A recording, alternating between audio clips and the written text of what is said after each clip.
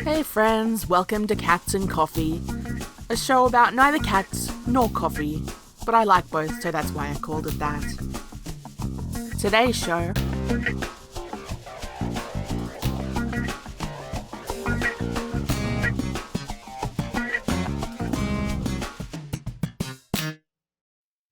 So, let me just throw a grenade into YouTube by saying I'm a feminist.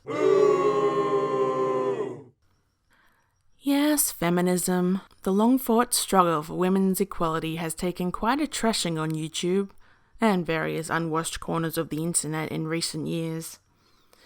It's been particularly prevalent in the atheist parts of this website, and it's something of a mystery to me why that is. You'd think those most opposed to feminism would be those that subscribe to patriarchal religion, and yet it's atheists leading this current charge against the march of progress. Yes, anti-feminists are everywhere, it seems.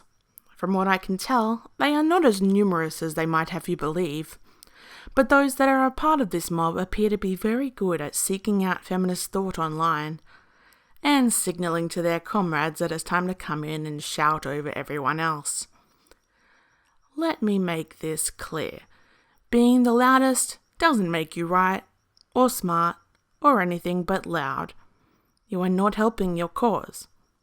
You're just gatecrashers, really. The worst kind that call up their friends to help ruin what's left of the party.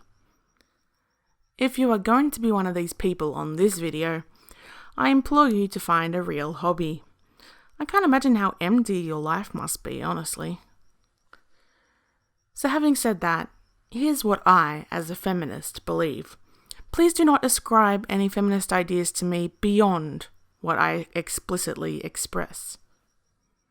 I believe women and men are equally capable of intellect and education.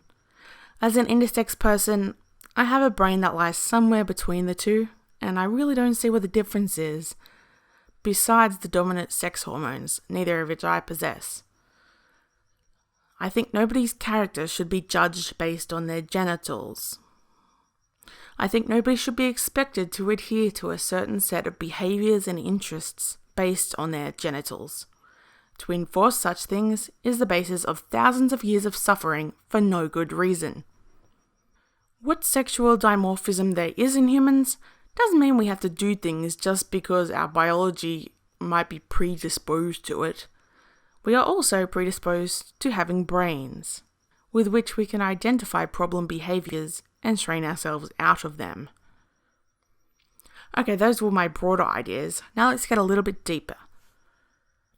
For thousands of years, men have dominated women, making us all believe that women are dainty baby factories that needn't worry their pretty little heads about politics, commerce, philosophy, society, science, and all the other things that matter. Because women carry babies, they were put in the home to gestate and then care for children. Since they were already there in their home, they were expected to take care of the home as well. And since women were perpetually having babies if they were fertile and married, they had little other choice than spend all their time being pregnant and taking care of children. Luckily, we have contraception now. And since the second wave of feminism started, women have been getting educated and having careers. They no longer fit into the old paradigm. They make their own money, so they don't require a husband to support them. They can have sex without getting pregnant, so the patriarchal idea that a woman's virginity is sacred no longer has legs to stand on. This is about where the anti-feminist dislike of feminism begins, at the beginning of the third wave. Though some would go farther back and long for the days of the feminine mystique in the 50s. Anyway, the third wave has brought some important things. It is inclusive of other marginalised groups such as people of colour and LGBTIA, understanding that privilege and oppression are complex flowcharts that cause some people to be much worse off than others thanks to multiple sources of bigotry directed at them. The third wave is strong on breaking down gender roles for both women and men, which is important for me as an intersex individual. So here's the thing. In the 60s, the feminine mystique, a phrase coined by Betty Friedan in the book of the same name, was the idea of the perfect stay-at-home mother that cooked and cleaned and her life always revolved around her husband and her children, never around her. The book deconstructed this mistake, providing proof that women were absolutely miserable living this way and needed their own lives to lead. Friedan helped women break out of their strict homemaker role. But men didn't have an equivalent theory until recently. The analogue to the feminine mystique is something you may have heard of and not understood, called toxic masculinity. Toxic masculinity is the idea that a man must be tough, violent, sexually dominant, the emotional equivalent of a tree stump, and never, under any circumstances, girly. It is the feminist belief that this idea is harmful to men, nurturing their most violent characteristics and burying their emotional core to the extent that they may become damaged and dysfunctional. I believe this belief about men is archaic and destructive, and men should be encouraged to show and work through their emotions, to stop being so allergic to what they perceive as feminine, to learn how to deal with problems without violence. If you just had a gut reaction to the effect of, "What, are you trying to make men pussies or something?"